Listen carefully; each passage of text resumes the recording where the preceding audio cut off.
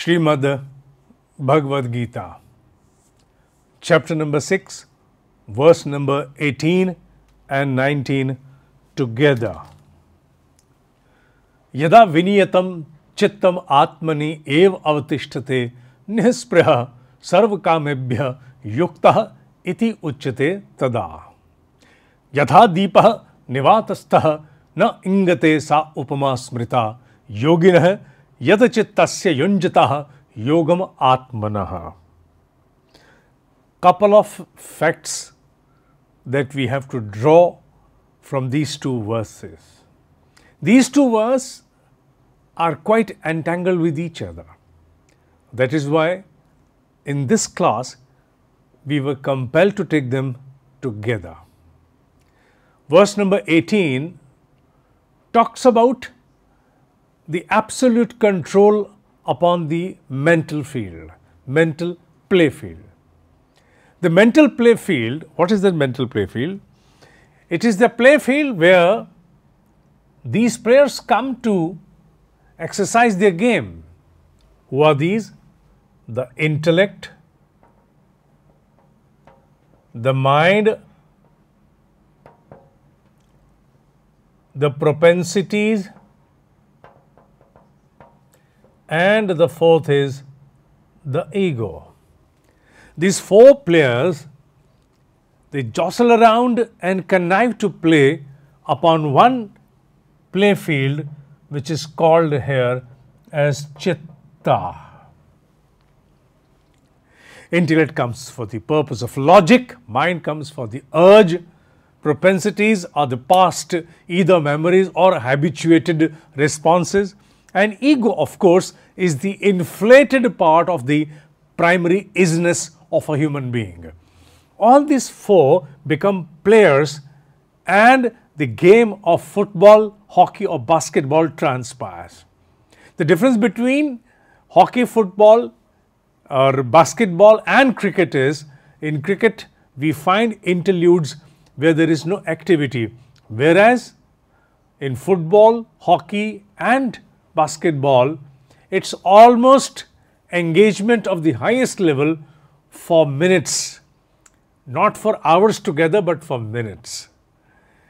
In such a game, the prickling atmosphere is so instigated that there is hardly any moment when one can lean back on the chair and say, let me comfort myself before I attach my attention to the next move of the game. No. In soccer, in basketball and in hockey, maybe in other games as well, the audience or the people who are there to view the game are almost on their knees. They do not have the luxury to lean back. They are so embroiled, so engrossed into the game that they are by themselves, within their mind, the players themselves. Likewise, within human beings, each one of us, we find the entanglement, the involvement of the highest order, where activities transpired by intellect, mind, propensities, ego, they engage us endlessly, to the extent that whether we are in the state of wake or sleep, we are almost engaged. It is therefore that under the yogic parlance, the human awareness has been created, has been divided into four parts. The state of being wake, the state of being sopana, that is dream state, deep sleep, which is called as sushupti, and turiya, which is beyond. In other words, according to the yogic understanding, the state of dream and awake is almost the same, not much of a difference, except that the physical limbs outside do not move in the state of dream, whereas the other parts of the body are in absolute function. If you are watching some kind of a different dream of some horror or something, the heart throbs, the pulsation starts. There are lot many things going on within a human mind, and they impact in the state of dreaming. Here the yogi makes a mention that when we are in absolute control, the mind is in absolute control, totally disciplined, totally disciplined, embarked upon one's own self, embarked upon the contemplation or meditation of one's own self, Atmani ev avatishtate, stable, stationary, still, confined to one's own self. Within the regulated mind, when there is a confinement upon oneself, that is the point when the birth of a true yogi actually happens. When is the true yogi born? The true yogi is born when all activities that otherwise transpire on the mental playfield cease to exist. They have no existence. They totally diminish, perish, dissipate when there is no activity going on, whether ignited by intellect, logic, mind, urges, propensity, past recalls, or ego, the inflated self. When nothing exists, that is the moment when you truly become a yogi, yuktaha, the most appropriate one who has now to transcend into a different dimension.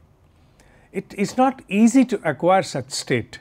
It takes a lot of time in one's life to gather that kind of a regulation or a discipline in which one can say that I have acquired such a state within where nothing at all which is entangling through the sensory drivers now bothers me. I am absolutely free from them. I am absolutely free from them. That is the moment when you become the most appropriate, apt yogi. In the second verse, today I am not going to speak much upon that because quite immersed from the last lecture, I am continuing with this. In the second verse, it embarks to convey a small metaphor, a simile, or an allegory, a small comparison you can say. It says that like the flame of a lamp, when it acquires a posture of absolute stillness, when you light a lamp in a closed room where there is no source of wind that can make that flame flicker, when there is no source, external source that can make the lamp, the flame of the lamp flicker, likewise when a yogi is totally detached from all kind of intrusions by intellect, mind, propensities or ego, the yogi then embarks upon the dimension where something which does not exist then starts unfolding. Does not exist to whom? Does not exist to the ordinary comprehension. Here existence does not mean that it totally does not exist. Here it means what exactly does not come to the comprehension of the ordinary state of awareness, that becomes known to a yogi when the insight of a yogi becomes without any flicker. There is no flickering at all. Why does the insight flicker? The insight of a human flickers on account of intrusive aspects that owe their source to either of them or all of them at any given point of time. And the moment you acquire such a state, such a posture within where there is no flickering, you become like a stable flame which is not flickering. Why flame? The comparison has been drawn because the flame of a lamp which is still is totally active, full of energy and light rising upward. It's not something which is dead, not something which is animate. It does not mean if it is still, if it is not flickering, it is dead. No, the activity is its highest order within a flame even when it is still. When it does not flicker, it is totally active, full of energy, full of light, within its own ambit, of course, yes. Likewise, when the insight of a human under extreme regulated disciplines to one's own conduct, total conduct, be it dietary, be it otherwise, all aspects of human conduct, when they are brought under extreme discipline, they are well regulated, wisely regulated, that moment of time, one's own awareness, one's own insight comes to such a state where it acquires activity of the highest order.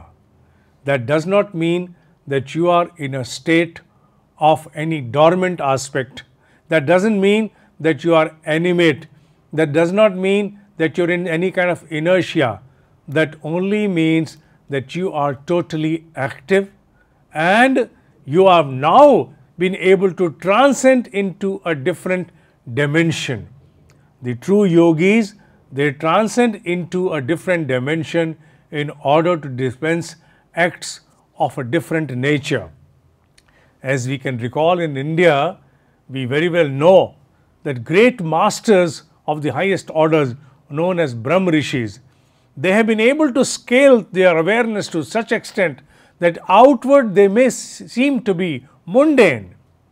They may seem to be people of nonentity, but yet they behold such powers, such reach, such kind of force is vested into them that they can intervene into even the subtle laws of the nature.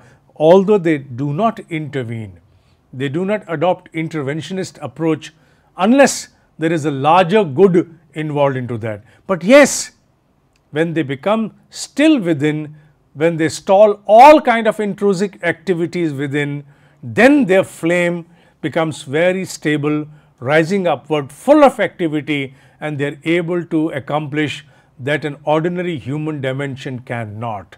And that is why they are known as yogi, yogam. The yogi, true yogi, is born when all interferences cease to exist. A yogi is born when the discipline of the highest order is instilled into the entire existence of the human. A yogi is born when the inside becomes so stable, it is totally immune from all kinds of disturbances that otherwise come and confront and pierce through the state of minds of a human. They become totally immune to that.